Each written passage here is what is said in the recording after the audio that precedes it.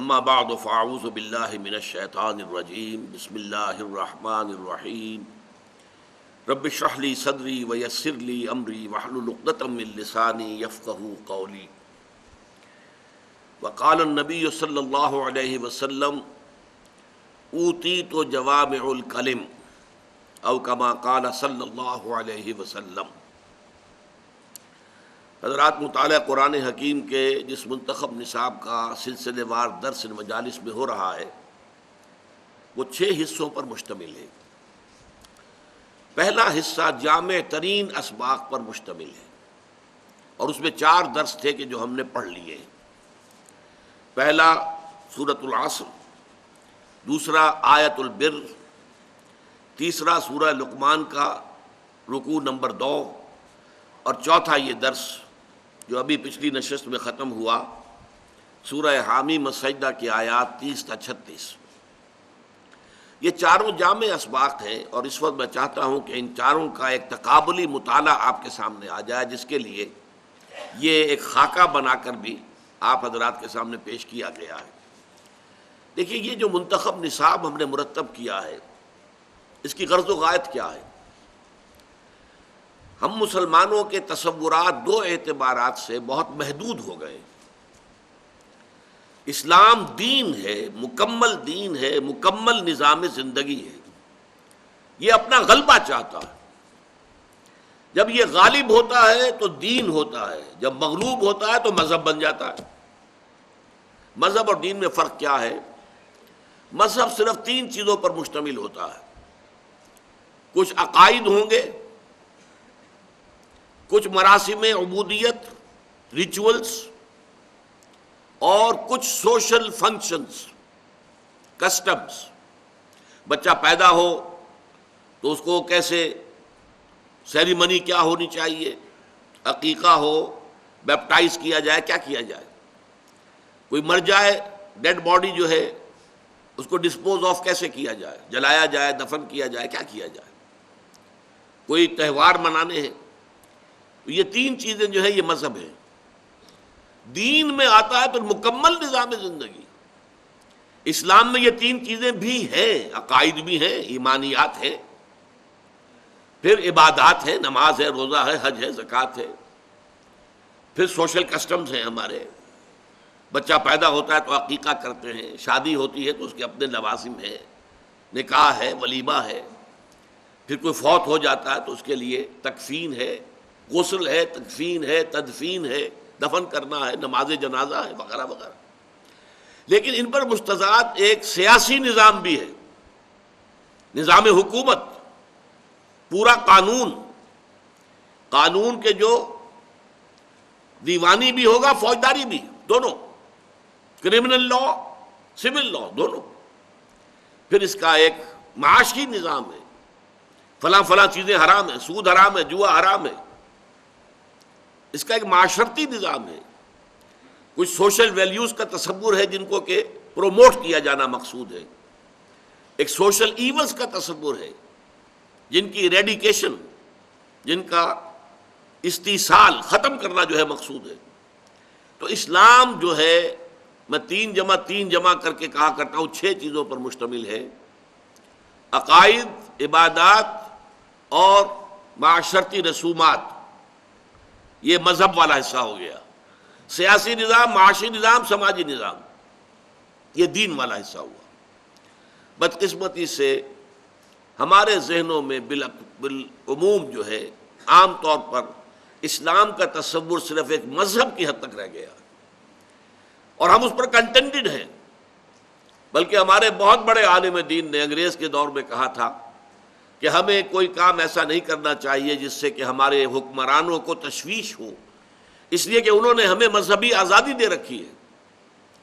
انہوں نے نماز پڑھنے کی اجازت ہمیں دے رکھی ہے، روزہ رکھنے کی اجازت دے رکھی ہے، عید منانے کی اجازت دے رکھی ہے، ساری اجازتیں ہیں ہمیں، لہذا ہمیں اپنے حکمرانوں کے خلاف کوئی حرکت نہیں کرنی چاہیے۔ جس پر علامہ اقبال نے پھر پھپتی چست کی تھی، ملا کو جو ہے ہند میں سجدے کی اجازت، ناداں یہ سمجھتا ہے کہ اسلام ہے آزاد۔ اسلام کہاں آزاد ہے؟ اسلام کا قانون فوجداری وہ تو یہاں نافذ نہیں ہے، اسلام کا سول قانون وہ تو نافذ نہیں ہے۔ شراب کے یہاں لائسنس ہیں، ٹھیکے ہیں، زنا کے ٹھیکے ہیں، زنا کے اڈے ہیں. یہ اسلامی نظام تو نہیں ہے. تو اس اعتبار سے اس نظام کو ہم ذہناً قبول نہیں کر سکتے. اس کو تو بدلنا، اس کو ختم کرنا، یہ مسلمان کی زندگی کا مقصد ہونا چاہیے. تو ایک تو یہ کہ دین کا تصور صحیح ہو جائے مسلمانوں میں، وہ محدود تصور کہ یہ مذہب ہے یہ ختم ہو جائے، اور یہ تصور واضح ہو جائے کہ یہ مذہب بھی ہے لیکن مذہب کے علاوہ اس میں پورا مکمل نظام زندگی ہے، سیاسی، معاشی، معاشرتی. دی پولیٹیکو سوشو اکنامک سسٹم مکمل جو ہے اسلام کے اندر موجود ہے.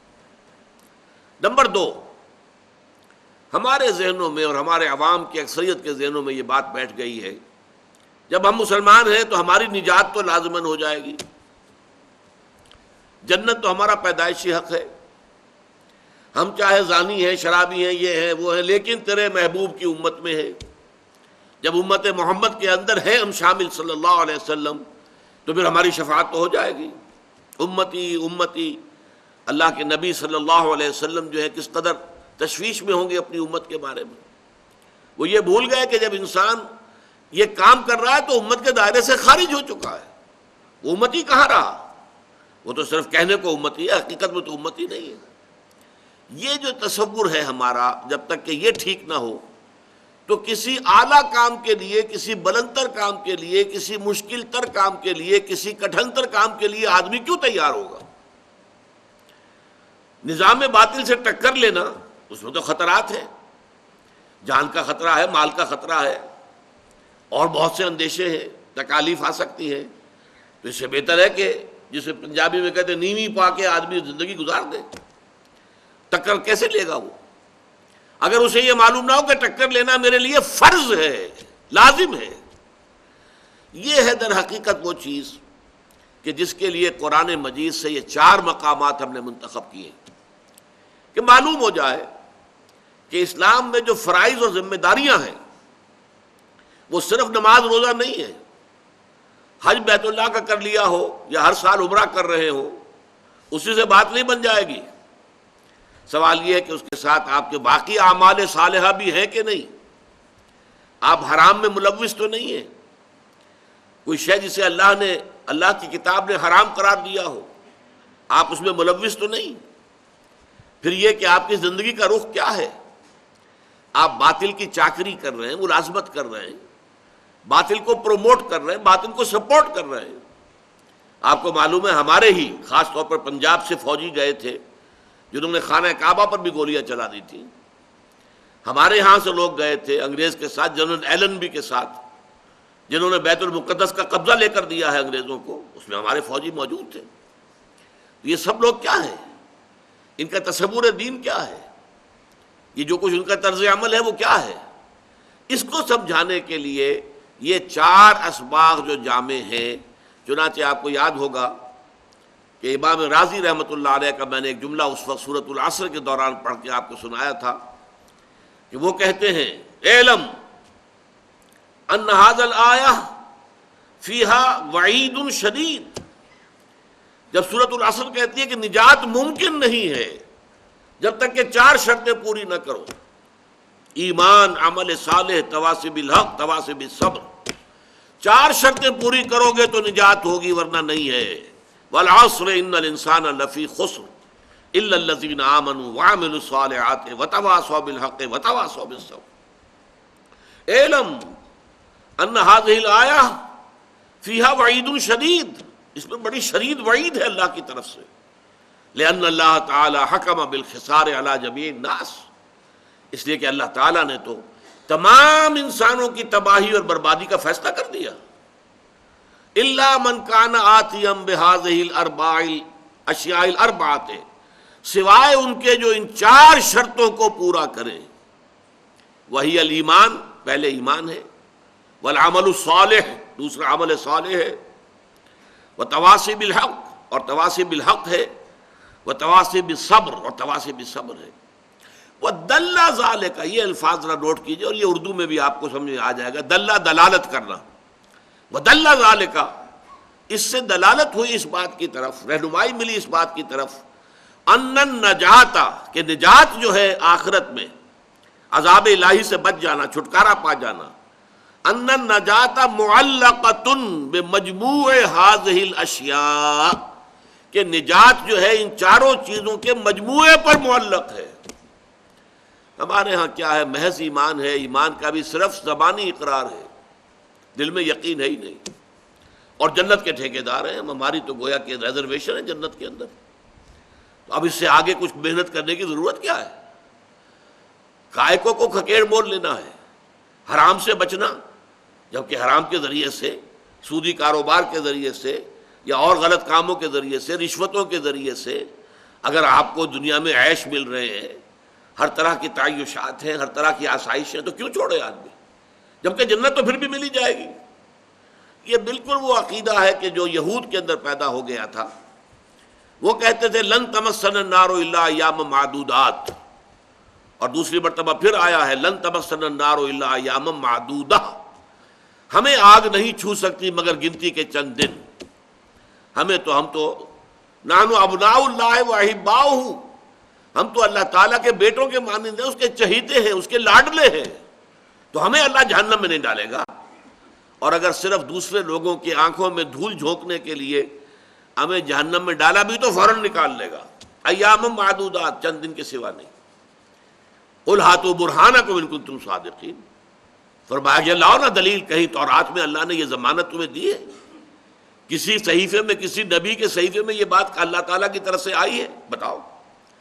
لیکن ہمارے ہاں بھی یہی ہے، امت مسلمہ میں ہے، مسلمان ہیں، نام مسلمانوں کا سا ہے، مسلمان والدین کے ہاں پیدا ہو گئے ہیں، کبھی بہت خیال ہوا تو کچھ نماز بھی پڑھ لی ہے، روزہ بھی رکھ لیا ہے، اور اس کے اوپر ہم مطمئن ہیں کہ ہمیں جنت مل جائے گی۔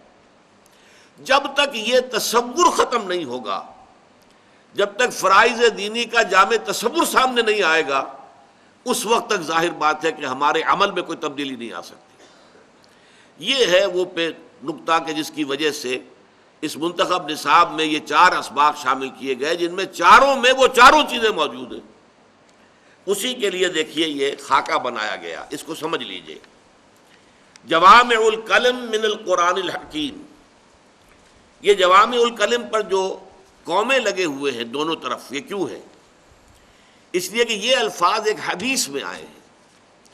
حضور نے فرمایا صلی اللہ علیہ وسلم اوتی تو جوامع الکلم، مجھے اللہ تعالیٰ نے بہت جامع کلمات عطا کیے ہیں۔ حضور کی بہت سی حدیثیں ہیں 2 3 لفظوں پر مشتمل، لیکن حکمت کو یوں سمجھیے کہ سمندر کو، حکمت کے سمندر کو، وہ ایک دریا کو ایک کوزے میں بند کر دیا گیا۔ تو اس حوالے سے یہ جوامع الکلم، خاص جامع باتیں چند الفاظ کے اندر، اور بہت زیادہ ہدایت اور حکمت اور معرفت، اگر اس کو بند کر دیا جائے تو انہیں کہیں گے جوامع الکلم۔ اور حضور نے خاص طور پر اپنے لیے فرمایا اوتی تو جوامع الکلم۔ یہاں میں نے لکھا ہے من القرآن الحکیم، قرآن مجید کا معاملہ بھی یہ ہے، اس میں ہدایت بہت مفصل بھی ہے، بڑی تفصیل سے ہے، تفصیل سے قوانین کی بحث جب شروع ہوتی ہے، نکاح و طلاق کی بحث شروع ہوتی ہے، کس قدر مفصل۔ لیکن جوامع الکلم، جہاں پہ کہ چند لفظوں کے اندر بہت بڑی حقیقت سمو دی گئی ہو، تو یہ 4 اسباق جو ہیں جوامع الکلم من القرآن الحکیم، قرآن حکیم کے جوامع الکلم، یعنی مطالعہ قرآن حکیم کے منتخب نصاب کے حصہ اول میں شامل 4 جامع اسباق کا خلاصہ۔ اب اس میں سب سے نیچے دیکھیے لکھا ہوا ہے بیس لائن، افقی قاعدہ۔ یہ سورۃ العصر میں جو 4 چیزیں آئی ہیں، ایمان، عمل صالح، تواصب الحق، تواصب الصبر، یہ پہلا سبق ہے درس اول لوازم نجات سورۃ العصر۔ یہاں ہم بیان کر چکے ہیں، دوبارہ ذہن میں تازہ کر دیجئے۔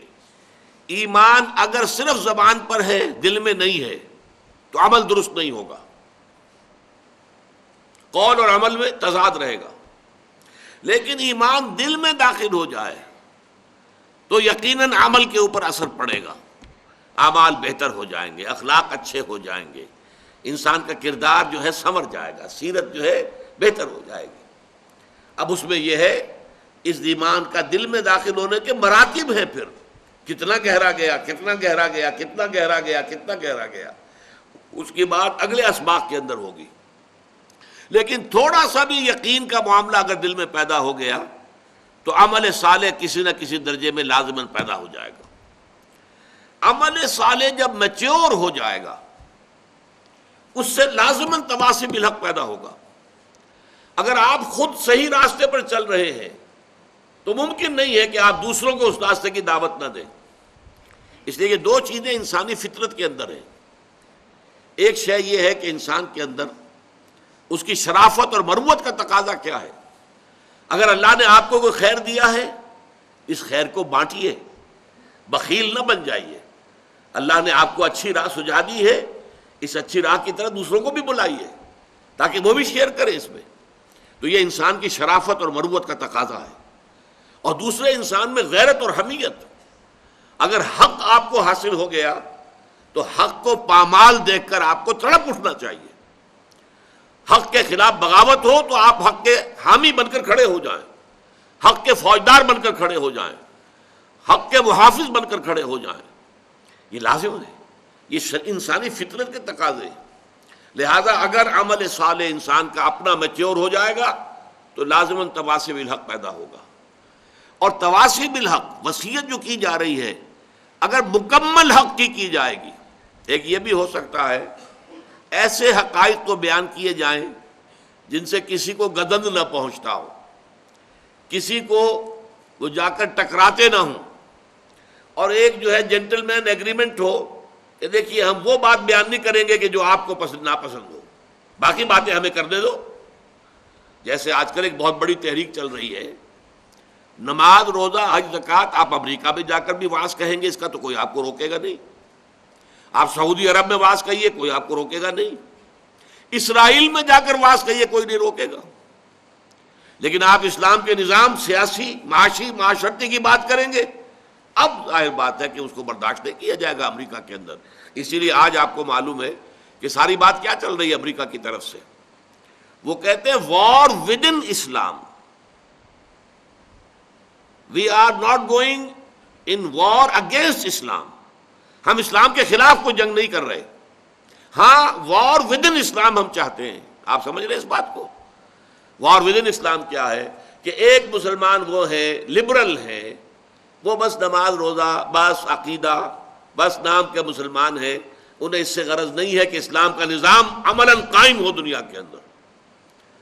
اس لیے ان سے تو ہماری لڑائی نہیں ہے، انہیں تو ہم سینے سے لگانے کو تیار ہیں۔ وہ آئے امریکہ میں، سینیگوگز خرید لیں، مسجد بنا لیں، ہمیں کوئی اعتراض نہیں۔ چرچ خرید لیں، مسجد بنا لیں، ہمیں کوئی اعتراض نہیں۔ اس نماز روزے والے دین سے، مذہب سے، اسلام بحیثیت مذہب سے ہماری کوئی لڑائی نہیں۔ ہماری لڑائی ہے اس پولیٹیکل اسلام سے، اس فنڈامنٹلسٹ اسلام سے جو یہ چاہتا ہے کہ اسلام ایک نظام زندگی کی حیثیت سے قائم ہو، نافذ ہو۔ ظاہر بات ہے وہ تو پھر ہمارے مد مقابل آ گیا، ایک ہمارا نظام ہے، ہمارا کیپٹلسٹک نظام، ہمارا سیکولر جمہوریت کا نظام، یہ تو ہمیں بہت عزیز ہے، ہم اس کی قربانی کسی سے شکل میں برداشت نہیں کر سکتے۔ لہذا ہم مسلمانوں کو دو حصوں میں بانٹ کر لڑائیں گے۔ وار ود ان اسلام، کہ جو صرف نماز روزے والے اسلام کے ماننے والے ہیں وہ منظم ہو کر وہ بےخبری کریں ان مسلمانوں کی جو اسلام کو ایک سیاسی قوت کی حیثیت سے، ایک ریاست کی حیثیت سے، ایک حکومت کی حیثیت سے، ایک مکمل معاشرے کی حیثیت سے، ایک مکمل معاشی نظام کی حیثیت سے دیکھنا چاہتے ہیں۔ یہ ہے اصل میں وہ معاملہ کہ اگر آپ پورے حق کی دعوت دیں گے تو لازماً مخالفت ہوگی، بلکہ اگر مخالفت نہیں ہوتی تو یہ ثبوت ہے کہ آپ پورے اسلام کی دعوت نہیں دے رہے، آپ نے کہیں نہ کہیں باطل کے ساتھ کمپرومائز کیا ہے، کہیں کوئی آپ کا جینٹل مین ایگریمنٹ ہے، ان کی دکھتی رگوں کو آپ نہیں چھیڑ رہے ہیں، تبھی وہ مخالفت نہیں کر رہے، ورنہ ممکن نہیں ہے کہ ان کی دکھتی رگ پر آپ کا ہاتھ پڑے اور ان کی مخالفت نہ ہو۔ دیکھیں یہ تو بیس لائن ہو گئی سورۃ العصر۔ اب اس میں جو تیر کے نشان لگے ہوئے ہیں نیچے لائن پر وہ کیا ہے؟ ایمان کا نتیجہ لازماً عمل صالح، عمل صالح اگر میچور ہو تو لازماً تواصی بالحق، حق کی دعوت، اور یہ اگر کل حق کی دعوت ہے تو لازماً تواصی بالصبر کی ضرورت پیش آئے گی۔ اس سے ذرا اونچے اٹھے. اب یہ دوسرے ایرو ہیں، یہ عمودی ترفع ہے. اس سے ذرا اونچا مقام ہے جو درس دوم میں ہمارے سامنے آیا. ایک ہے لوازم نجات، بیس لائن، جس سے نیچے نجات ہے ہی نہیں، لیکن اوپر مراتب عالیہ ہے، اونچے ہیں. یہ حقیقت بر و تقوی، آیا بر، لیس البر ان تولوا وجوہکم قبل المشرق والمغرب ولکن البر من آمن باللہ والیوم الآخر والملائکۃ والکتاب والنبیین الی آخر الآیہ. اب اس میں دیکھیے ایمان، یہ 5 ایمانیات کا بیان آ گیا. ایمان اللہ پر، یوم آخر پر، فرشتوں پر، انبیاء کرام پر، آسمانی کتابوں پر. عمل صالح میں انسانی ہمدردی اور خدمت خلق میں مال کا انفاق، عبادات، نماز اور روزہ، التزام، معاملات کے ضمن میں ایفاء عہد. نمبر 3 چیز یہاں پر مقدر ہے، انڈرسٹوڈ ہے، لیکن واضح طور پر بیان نہیں ہوئی. جن لوگوں کا یہ کردار ہے ان کی جنگ اگر ہوگی تو کس لیے ہوگی؟ حق کے لیے ہوگی. آخری چیز صبر، والصابرین فی البأساء والضراء وحین الباس. صبر کرنے والے فقر و فاقہ پر، تکلیف میں، اور سب سے بڑھ کر یہ کہ جنگ کی حالت. اب آئیے تیسرا سبق، اور اونچے اٹھے. یہ ہے مقام عظیمت، حوصلے والی بات، ہمت والی بات. سورہ لقمان کا دوسرا رکوع. اس میں ہم نے کیا پڑھا؟ ایمان کے ضمن میں اللہ کے شکر کا التزام اور شرک سے اجتناب. وَلَقَدْ آتَيْنَا لُقْمَانَ الْحِكْمَةَ أَنِ اشْكُرْ لِلَّهِ، اللہ کا شکر. اور پھر حضرت لقمان نے اپنے بیٹے کو جو پہلی بات کہی، وَإِذْ قَالَ لُقْمَانُ لِابْنِهِ وَهُوَ يَعِظُهُ يَا بُنَيَّ لَا تُشْرِكْ بِاللَّهِ. شکر کا التزام اور شرک سے اجتناب. اعمال کی جزا و سزا کا یقین، بدلہ مل کر رہے گا، انسانی اعمال ضائع نہیں ہوں گے. یا بنی انہا ان تک مثقال حبۃ من خردل فتکن فی صخرۃ او فی السماوات او فی الارض یأت بها اللہ ان اللہ لطیف خبیر. اس سے اوپر پھر اس کے اندر امر بالمعروف اور نہی عن المنکر.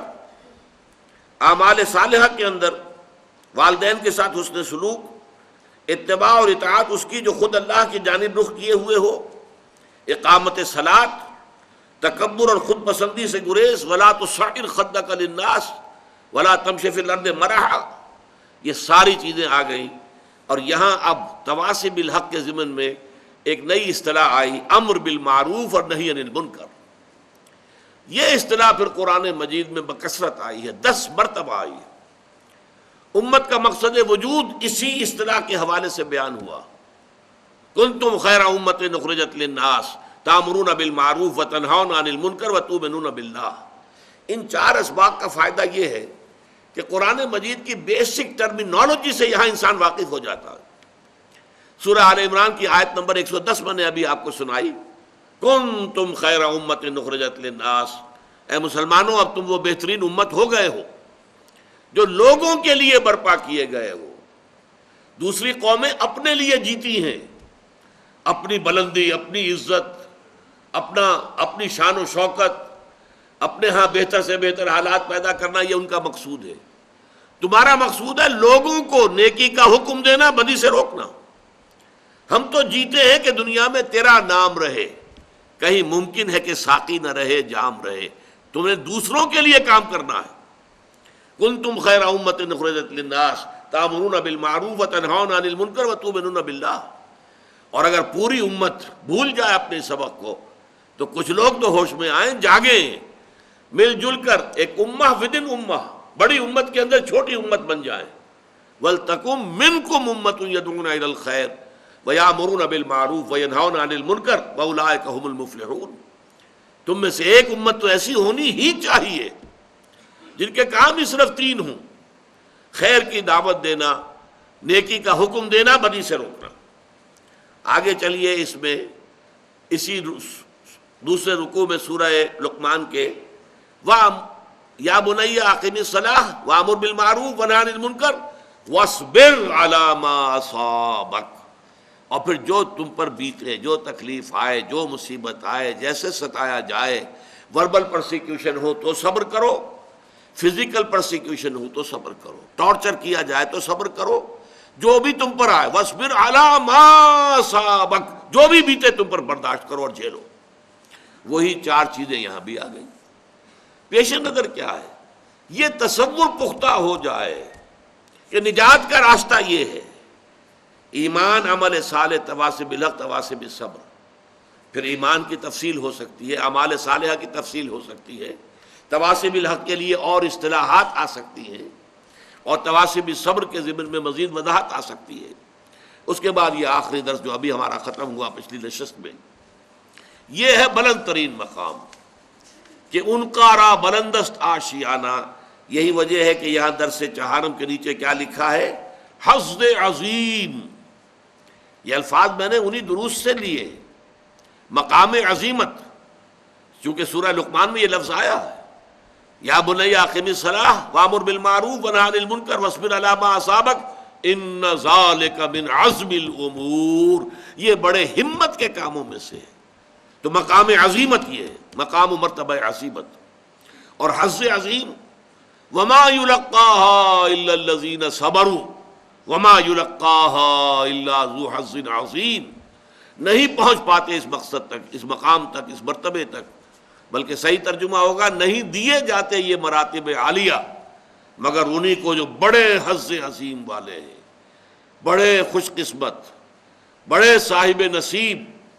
اور پھر اس کے اندر مرتبہ ولایت، جیسا کہ میں نے عرض کیا، ان الذین قالوا ربنا اللہ ثم استقاموا تتنزل علیہم الملائکۃ الا تخافوا ولا تحزنوا وابشروا بالجنۃ التی کنتم توعدون نحن اولیاؤکم فی الحیاۃ الدنیا وفی الآخرہ۔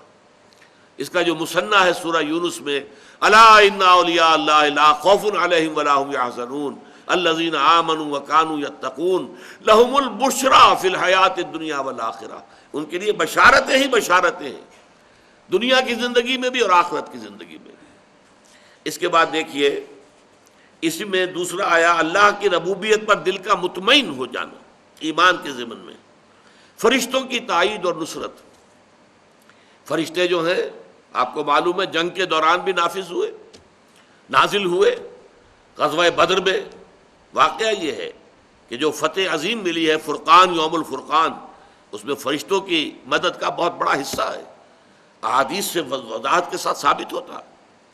پھر ایک اور حدیث آپ کو سنا دوں، اتفاق سے یہ حدیث بیان ہونے سے رہ گئی، ہمارے اجتماعات کے اعتبار سے نہایت ریلیونٹ ہے۔ حضور فرماتے ہیں مجتمع قوم فی بیت من بیوت اللہ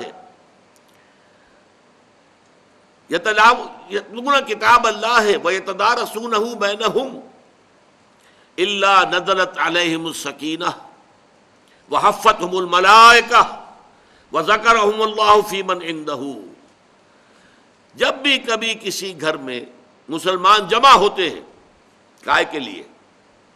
یتلون کتاب اللہ ویتدارسونہ بینہم، اللہ کی کتاب کو پڑھنے کے لیے اور آپس میں سمجھنے سمجھانے کے لیے۔ یتدارسون، مجتمع قوم فی بیت من بیوت اللہ، نہیں جمع ہوتے کچھ لوگ اللہ کے گھروں میں سے کسی گھر میں۔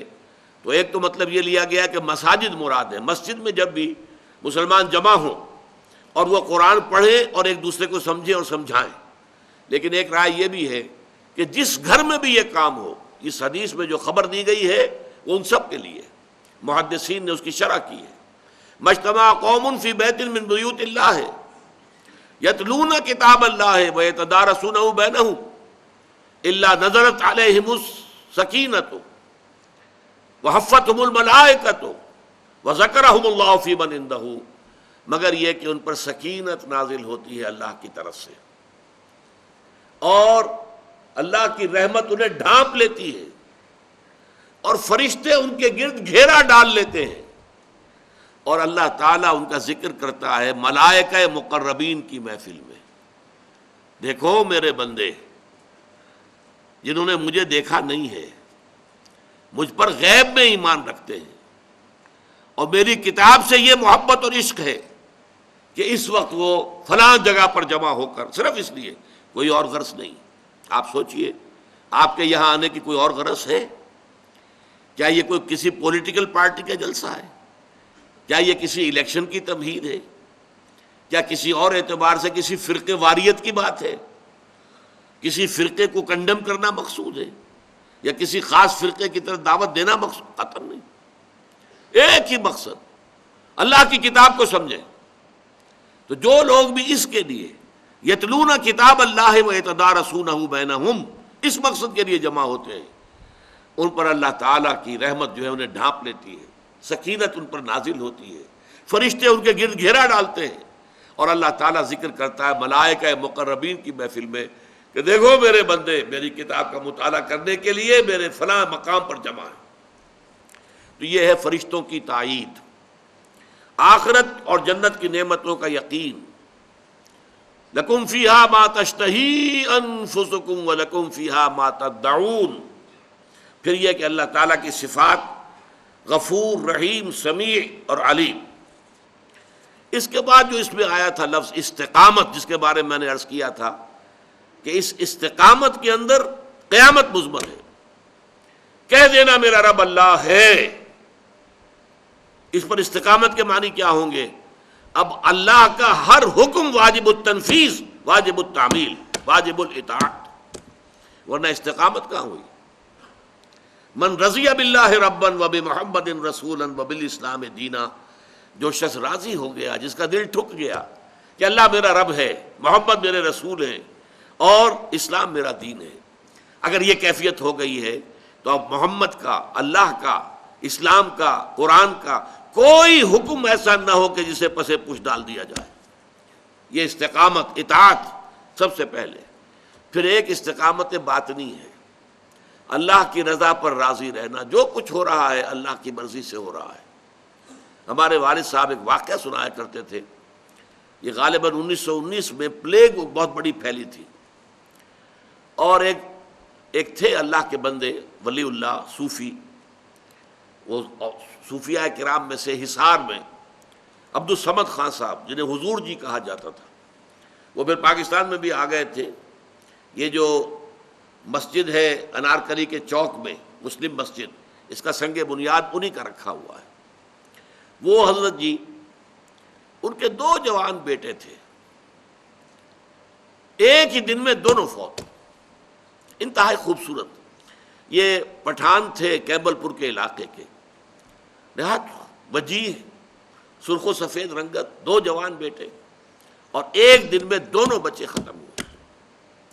ہمارے والد صاحب بتاتے تھے کہ میں چشمدید گواہ ہوں کہ جب لوگ گئے ہیں، میں بھی گیا ہوں، میں نے دیکھا کہ حضرت جی عبدالصمد خان صاحب رحمت اللہ علیہ، ان کے چہرے پر ملال کا کوئی اثر نہیں تھا، اسی طرح دمکتا ہوا چہرہ، اسی طرح خوش و خرم.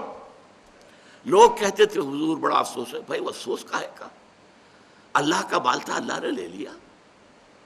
ما اصاب من مصیبت فی الارض ولا فی انفسکم الا فی کتاب من قبل ان نبرأھا.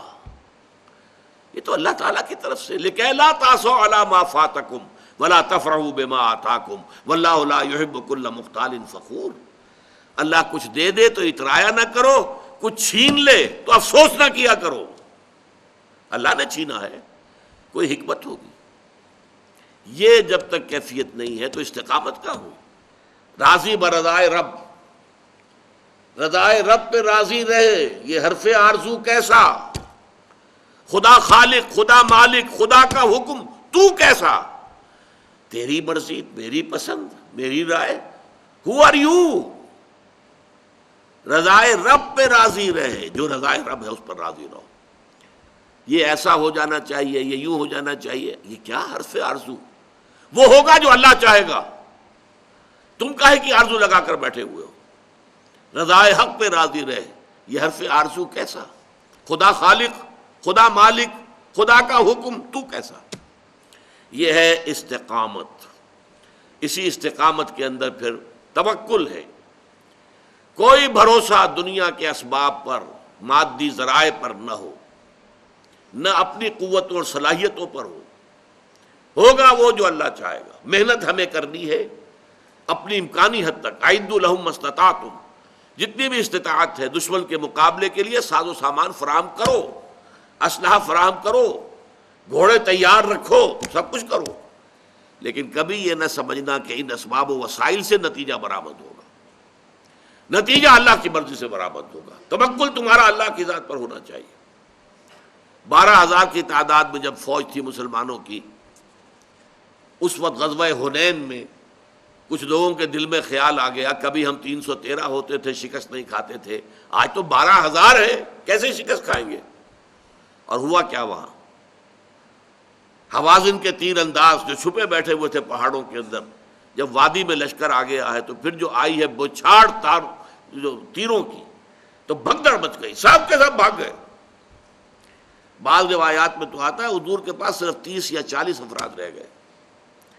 یہ مولانا شبلی نے لکھا ہے، اگرچہ ان کے شاگرد رشید مولانا سید سلیمان ندوی نے اصلاح کی کہ نہیں، 300-400 کی حد تک آدمی رہ گئے تھے. 12,000 میں سے 300-400 رہ جائیں، 11,600 یا 700 بھاگ جائیں، آپ بتائیے اس سے بڑی بھگدڑ کون سی ہوگی.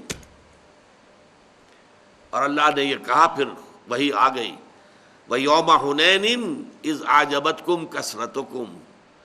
اس حنین کے دن تمہیں اپنی کثرت پر ناز ہو گیا تھا، ہماری کثرت پر، ہماری اتنی تعداد. تو اللہ نے تمہیں سبق سکھا دیا، دکھا دیا. توکل صرف اللہ تعالیٰ کی ذات پر. تو تواضع، عمل صالح، استقامت، تفرقے سے اجتناب، اننی من المسلمین، حلم اور استعاذہ باللہ. جب بھی ذرا محسوس ہو کہ شیطان میرے اندر کچھ غصے کی تحریک کر رہا ہے، میرے جذبات میں کوئی ابال آ رہا ہے، میں ترکی بترکی جواب دینے کی خواہش دل میں اٹھ رہی ہے، فوراً اللہ کی اعوذ باللہ من الشیطان الرجیم، اے اللہ میں تیری پناہ طلب کرتا ہوں شیطان الرجیم کے وسوسے سے، اس کے نزغ سے، اس نے جو ٹھوکا مجھے لگایا ہے، اس نے جو چھوت مجھے لگا دی ہے، اس کی طرف سے جو میرے اندر یہ اکساہٹ پیدا ہو گئی ہے، اے اللہ تو اپنے فضل و کرم سے مجھے بچا لے. اور صبر کی معراج، یہ اس رکوع میں جو آئی تھی، وہاں آیا ادفع باللتی ہی احسن، یہ صبر کی معراج ہے. پتھراؤ ہو تم پھول پیش کرو، گالیاں دی جائیں تم دعائیں دو. فَإِذَا الَّذِي بَيْنَكَ وَبَيْنَهُ عَدَاوَةٌ كَأَنَّهُ وَلِيٌّ حَمِيمٌ.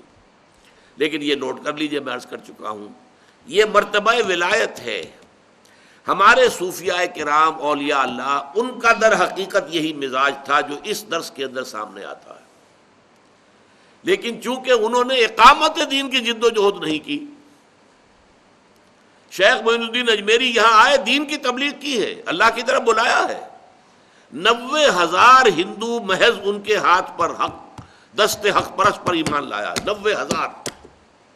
لیکن اللہ کا نظام قائم کرنے کی کوشش نہیں کی، لہذا وہ دوسرا رنگ نظر نہیں آئے گا جو صحابہ کرام کی زندگیوں میں دوسرا رنگ بھی ہے. وہ اللہ کے ولی بھی تھے، لیکن پھر اللہ کے سپاہی بھی تھے. انہوں نے لوگوں کو قتل بھی کیا ہے. آخر جو 70 مارے گئے جو غزوہ بدر میں، تو صحابہ نے قتل کیا، فرشتوں نے کیا، چلیے صحابہ نے کیا. اور انہوں نے جنگیں کی ہے، یقاتلون فی سبیل اللہ فیقتلون ویقتلون. وہ اللہ کی راہ میں جنگ کرتے ہیں، قتل کرتے بھی ہیں، قتل ہوتے بھی ہیں. یہ نقشہ صحابہ کرام کی زندگیوں میں ہے. اور نوٹ کر لیجئے، ہمارے لیے آئیڈیل جو نقشہ ہے، ہمارے لیے ما انا علیہ و اصحابی، حضور نے فرمایا جو میرا طرز عمل ہے، آپ کا جو 12 سالہ دور ہے مکی، وہ بھی ہمارے لیے واجب الاتباع، اور جو پھر 11 سالہ دور ہے مدنی، وہ بھی ہمارے لیے واجب الاتباع. آپ کی پوری شخصیت ہمارے لیے واجب الاتباع ہے. اور اسی رنگ میں ہم دیکھتے ہیں کہ صحابہ کرام رنگے ہوئے. جب مکے میں تھا حکم کہ چاہے تمہیں زندہ جلا دیا جائے، چاہے تمہارے ٹکڑے کر دیے جائیں، تم کوئی جوابی کارروائی نہیں کرو گے، تو اسی پر عمل تھا. اور جب مدینے میں آ کر حکم ہو گیا قاتلوا فی سبیل اللہ الذین یقاتلونکم، اب جنگ کرو اللہ کی راہ میں ان لوگوں سے جو تم سے جنگ کر رہے ہیں، اب اس پر عمل کیا، جانیں بھی دیں اور جام شہادت بھی نوش کیے. وہ ہے مکمل اسوہ. البتہ یہ ہے جو مرتبہ ولایت اور مقام دعوت. اللہ تعالی ہمیں حق کو سمجھنے کی توفیق عطا فرمائے، ہمارا تصور دین جامع ہو جائے، اور تصور فرائض دینی ہمارے سامنے واضح ہو جائے کہ نجات کا راستہ کیا ہے، اس کے لوازم کیا ہیں، اس کی شرائط کیا ہیں، اور ان پر پھر مدارج ہے، ایک کے اوپر دوسری منزل، دوسرے پر تیسری منزل، یہ 4 منزلیں ہیں جو اس میں آپ کے سامنے آ گئی ہیں۔ اس کو کاغذ کو اپنے سامنے رکھیے گا، اگر آپ کی میز پر شیشہ ہے اس کے نیچے لگا لیجئے، اس کے حوالے سے ذرا ان چیزوں کو ذہن میں تازہ کرتے رہیں تاکہ یہ 4 اسباق جو ہیں ان کا خلاصہ آپ کے ذہن میں محفوظ رہے۔ اقول قولی ھذا واستغفر اللہ لی ولکم ولسائر المسلمین والمسلمات۔